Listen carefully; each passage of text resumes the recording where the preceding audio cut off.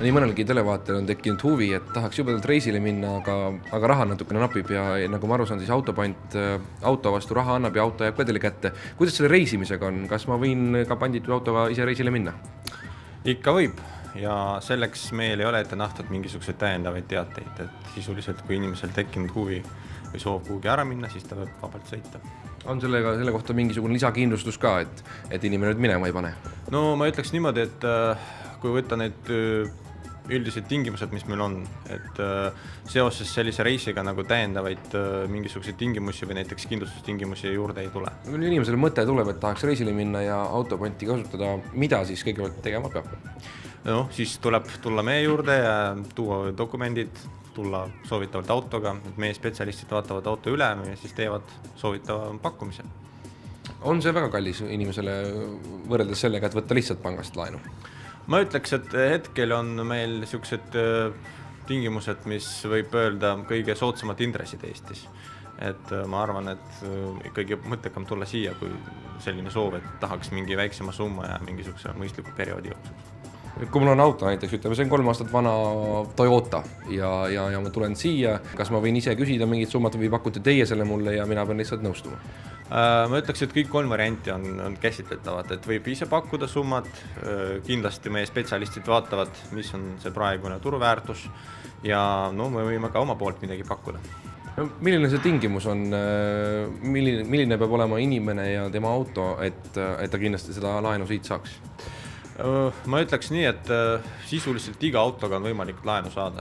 Küsimus selles, et mis perioodiks inimene laenu tahab, mis summas ta seda tahab ja milline auto temal on. Sest no, me ikkagi lähtume sellest, milline on sõiduki turuväärtus lähimal ajal. Kui inimene selle laenu kätte saab, mis ajaga ta arvestama peab, kuidas see tagasimaksmine toimuma hakkab, kas see on kindel kuupäev või on mingi maksegraafik?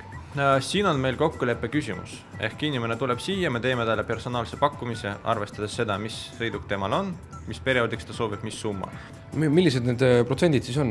Inimene tuleb siis, mis ta kõigepealt endal peab olema olemas, millised dokumendid ja missuguste protsentidega ta arvestada võib? Noh, ikka oma dokumendid, et need täpne loetööl on olemas meie internetileheküljel, aga soovitavalt ikkagi oma isikut tõendav dokumenti võtta, siis autodokumendid, ikkagi peab ka otsustama, mis summa inimene soovib saada ja ma arvan, et sellest piisab.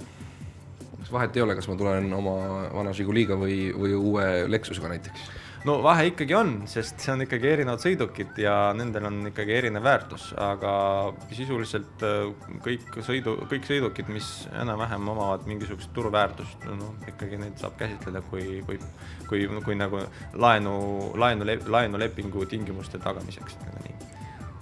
Ütleme, kui ma nüüd toongi nalja pärast oma vana Žiguli siia aastast 70-80, siis kas ma saan teilt raha? Ma arvan, ikkagi saab, see on üsna rariteetne auto, et ma arvan, et sellisel juhul kindlasti midagi saab.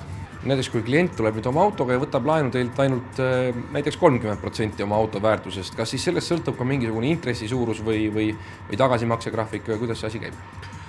No ikkagi sõltub, aga sellisel juhtumil ma arvan, et see on individuaalne lähenemine, et inimene tuleb oma sõidukiga ja ütleme nii, et selle väärtus on selline ja soovib ta saada sellest näiteks mingi osa. Et hetkel on kampaania, mis pakub kõige soodsama intressi. Et ma arvan, et praegusel momendil on selge, et ta saab ikkagi parima pakkumise, eriti juhtumil, kui auto maksab rohkem. Aga üldjuhul on kindlasti need küsimused individuaalsed. Inimene tuleb oma sõidukiga, sõltuvad perioodist, sõiduki väärtusest ja summast me võime pakkuda mingisugust konkreetset intressi, aga hetkel tuleb lihtsalt meie juurde tulla ja ma arvan, et saab kõige parema pakkumise.